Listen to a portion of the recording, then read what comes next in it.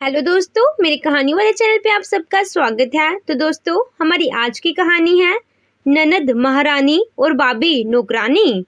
पारुल अपने घर की इकलौती बेटी थी। उसे बहुत ही नाजों से पाला गया था।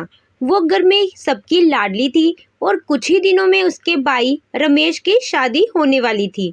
पारुल अपनी माँ से कहती है, भैया की शादी के बाद आप सब भाभी से ही प्यार करेंगे, मुझे तो फिर कोई पूछेगा ही नहीं। अरे कैसी बात करी है मेरी लाडो, हमारे पूरे खानदान में तू इकलौती बेटी है। तेरा मान और सम्मान हमेशा ऊंचा ही रहेगा, चाहे जो मर्जी आ जाए। और वैसे भी माना कि बहू भी बेटी जैसी होती है, पर जैसी ही होती है, बेटी नहीं होती। हमारी प्यारी बेटी तो तू ही रहेगी बेटा, और तू अपने दिमाग से इस बात को निकाल दे। पारुल के दिमाग में बस एक ही बात घूमती रहती है कि भैया की शादी के बाद जब भाभी घर आ जाएंगे तो उसकी इस घर में कोई इज्जत नहीं रहेगी, सब भाभी को ही पूछेंगे। इसके बाद पारुल अपने भाई के पास जाती और अपने भाई से कहती है, देख भाई, तू मुझे कितना मानता है। मैं जो भी कहती हूँ तू फटाक से वह हर चीज़ मेरे सामने रख देता है। तू मेरी कोई ख्वाहिश अधूरी नहीं रखता। हाँ तो करूँगा ना, तू तो मेरी प्यारी बहन है, तू इस घर की राजकुमारी है। पर फिर भी ना जाने पारुल के मन में एक डर रहता ही है कि जब भी भाभी आएगी उसका पत्ता काट देगी। ऐसे ही कुछ दिनों के बाद पारुल के भाई रमेश की एक सीधी सादी लड़की लता के साथ शादी हो जाती है। शादी के 2-3 दिन बाद लता अपनी सास से कहती है, माँ जी, ये लीजिए, आपके लिए मैंने गर्मा गर्म परांठे बना दिए हैं और बाबूजी के लिए मैंने खिचड़ी भी बना दी है। भाभी की बात सुनकर ननद बोली, क्यों भाभी, यहाँ माँ और बाबूजी के साथ बैठी मैं नहीं दिख रही हूँ आपको, जो आप सिर्फ माँ बाबूजी को उनकी पसंद का खाना खिला रही हैं। मेरे लिए क्या बनाया आपने? हाँ पारुल, तुम भी किचन में आ जाओ, बताओ क्या खाना है, और साथ में मेरी कुछ हेल्प भी करवा दो। हाँ पारुल बेटा, जा जरा भाभी की मदद करवा दे। पारुल पहले फिर भी अपनी माँ को थोड़ी बहुत मदद करवा दिया करती थी, पर जब से भाभी आई है उसे लगता है कि अब उसे कुछ भी काम करने की कोई ज़रूरत नहीं है। अब घर का सारा काम भाभी करेंगे, जैसे वह घर की नौकरानी हो। माँ की बात सुनकर पारुल गुस्से से बोली, माँ, ये क्या बात हुई? जब भाभी आप दोनों को खाना दे रही हैं तो मेरे लिए उन्होंने क्यों नहीं बनाया, और मैं उनकी किचन में क्यों मदद करवाने जाऊं?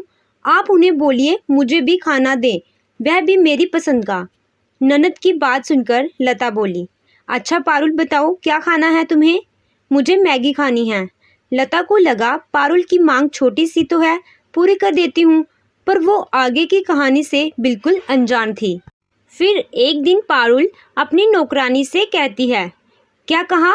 हम लोगों का घर बड़ा है और ज़्यादा पैसे दे। भाभी के आने के बाद तुम्हारे तेवर कुछ ज़्यादा ही दिख रहे हैं। अरे दीदी जी, मैं तो बस पैसे बढ़ाने को बोल रही हूँ, इसमें क्या हो गया? और वैसे भी आंटी जी हमेशा 1 साल के बाद मेरे पैसे बढ़ा देती हैं। आप इस तरह से क्यों चिल्ला रही है मेरे ऊपर? तुम्हारी कुछ ज़्यादा ही जुबान खुल रही है। कोई ज़रूरत नहीं है कल से आने की, हम कर लेंगे घर का खुद ही सारा काम। 4 बातें और सुनाकर नौकरानी को वहाँ से भगा देती है। फिर अगले रोज़, भाभी आप झाड़ू पोछा कर लो, मैं बर्तन कर लेती हूँ। क्यों पारुल, काम वाली नहीं आने वाली है क्या? हाँ, वो कह रही थी कि जब से तेरी भाभी आई है तब से मेरा काम बहुत बढ़ गया है, और तुम्हारी भाभी घर भी बहुत गंदा रखती हैं और बर्तन भी बहुत सारे हो जाते हैं। अरे ये क्या बात हुई, मैं भी तो सिर्फ एक ही थाली में खाती हूँ जैसे सब खाते हैं। अब मुझे क्या पता, वो जाने या फिर आप। बोल रही थी इस घर में तो अब कोई काम नहीं करेगा, या फिर मेरे पैसे डबल कर दो। बेटी और बहू की बातें सुनकर पारुल की माँ कहती है, ये क्या बात हुई? इतने सालों से हमने उसे रखा हुआ था और अब नौकरानी के चक्कर में बहू खाना ना खाए। कोई बात नहीं, घर में 3 औरतें हैं, सब मिलजुल कर लेंगे घर के सारे काम। हाँ माँ, पर 3 कौन? मैं तो काम नहीं करूँगी, काम करूँ या फिर पढ़ाई? और तू तो वैसे भी हड्डियों की मरीज है। कोई बात नहीं बेटा, धीरे धीरे काम कर लूंगी। सास की बातें सुनकर लता बोली, नहीं माँ जी, आप रहने दीजिए, मैं कर दूंगी। आप और पारुल किचन को देख लो। बहू, मैं तो बैठकर जो भी काम होगा वह सब कर लूंगी, बाकी पकाने का काम पारुल देख लेगी। अरे, मैंने तो पहले ही बोल दिया है, मुझसे कोई काम नहीं होगा, और वैसे भी भाभी कर देंगी। भाभी को और काम ही क्या है। इसके बाद लता को घर का सारा काम करना पड़ता है। बीच बीच में ननद पारुल भी लता को अपने कामों के लिए कहती रहती, भाभी ओ भाभी, जरा फ्रिज से अंगूर निकाल कर दो कर देना, बड़ा मन कर रहा है खाने का। पारुल, मेरे हाथ पोछे वाले हैं, खुद ले लो ना। अच्छा भाभी, रहने दो, कोई बात नहीं, मैं माँ से कहकर ले लेती हूँ। अरे नहीं नहीं, माँ जी को मत बोलो, वो अभी अभी बैठी हैं, मैं लाकर देती हूँ। भाभी पारुल की हर डिमांड को पूरा करती और खुद नौकरानी की तरह सारा काम करती और ननद महारानी की तरह आराम करती। लेकिन कहते हैं ना, दिन सबके पलटते हैं।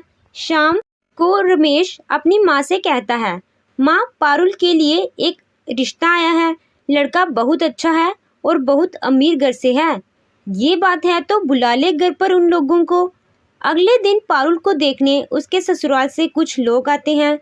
पारुल की होने वाली सास कहती है, क्या बात है, ये सब कुछ पारुल ने बनाया है, बहुत ही गुणी लड़की दे रहे हैं आप लोग हमें। तभी लता हाथ में चाय की ट्रे लेकर आती है, जिसे देखकर पारुल का होने वाला पति संदीप कहता है, अरे पर ये नौकरानी क्यों, पारुल कहाँ है। संदीप की बात सुनकर लता को बहुत बुरा लगा, पर वह कुछ बोली नहीं। बोलती भी क्या, हालत भी तो उसकी नौकरानी जैसी बन गई थी, क्योंकि आज काम के चक्कर में लता बिल्कुल भी तैयार नहीं हो पाई थी। संदीप की बात सुनकर लता की सास बोली, नहीं नहीं बेटा, ये इस घर की नौकरानी नहीं, बहू है, और ये सब खाना भी मेरी बहू ने ही बनाया है। वो सुबह से आप लोगों की अवभगत के लिए घर का सारा काम कर रही है, तो तैयार होने का टाइम ही नहीं लगा। अच्छा, ये पारुल की भाभी हैं और ये सब कुछ इन्होंने बनाया है। सॉरी भाभी, मैंने आपको ये बोला। कोई बात नहीं, आप चाय पीजिए, चाय ठंडी हो रही है। लता के हाथ का खाना खाकर सब उसकी बहुत तारीफ करते हैं। पारुल की सास कहती है, थोड़े तो गुण भाभी के पारुल के अंदर आए होंगे, ज़रा बुलाइए तो पारुल को। तभी पारुल आती है, नमस्ते आंटी। अरे नमस्ते नमस्ते, क्या बात है बेटी, बहुत सुंदर है तू तो। हमें तो बाई रिश्ता मंजूर है। वैसे क्या क्या कर लेती हो बेटी। वो क्या है, वैसे तो मैं घर के सब काम कर लेती हूँ, पर भाभी और माँ ने मुझे घर का एक भी काम करने नहीं दिया। इतने में पारुल की माँ कहती है, अरे कोई बात नहीं, शादी के बाद ससुराल में लड़कियाँ अपने आप काम करने लगती हैं, तू भी करने लगेगी अपने ससुराल में। और हमने भी कौन सा काम किया था अपने मायके में। बहन जी, ये तो आपकी किस्मत अच्छी है कि आपको ऐसी बहू मिली है, वरना ननद आराम करे और भाभी काम, ये तो बड़ा मुश्किल है। और वैसे भी लड़कियों से घर का काम करवाना चाहिए। ठीक है बहन जी, हमें ये रिश्ता मंजूर है। सबके जाने के बाद पारुल अपनी माँ से कहती है, माँ, मेरी सास तो घर के कामों पर बड़ा जोर दे रही थी, ऐसा क्यों। इन लोगों के घर में तो नौकर चाकर की कमी नहीं है। अरे अरे, बड़े घर के लोगों का अपना ही हिसाब किताब होता है, नौकरों से भी तो काम करवाना पड़ता है। अब तुझे ही नहीं आएगा तो तू उनसे क्या करवाएगी। इतना तो मुझे आता ही है कि मैं किसी से अपना काम करवा सकूं।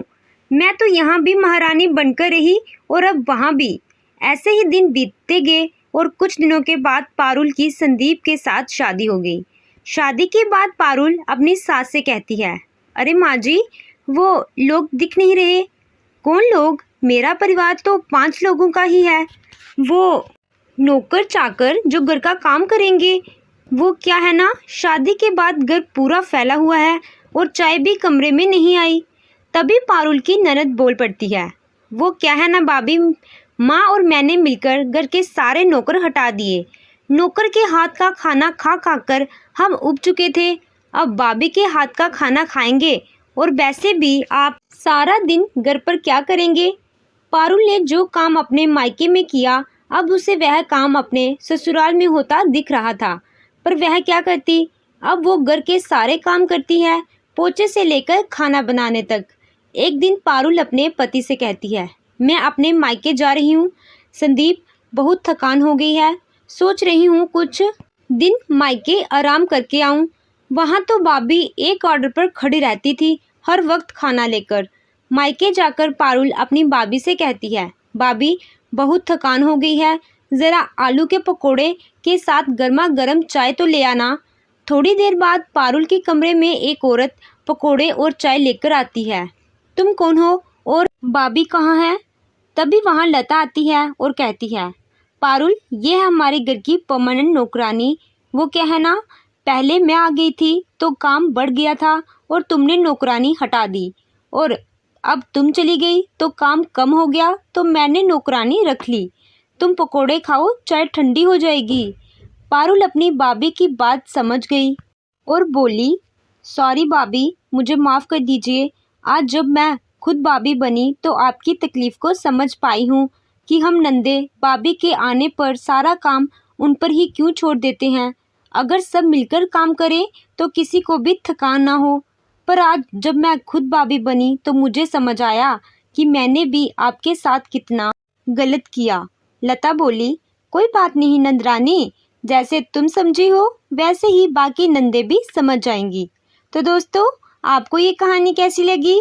कहानी अच्छी लगी हो तो वीडियो को लाइक कीजिएगा, चैनल पे नए हो तो चैनल को सब्सक्राइब कीजिएगा। Thank you.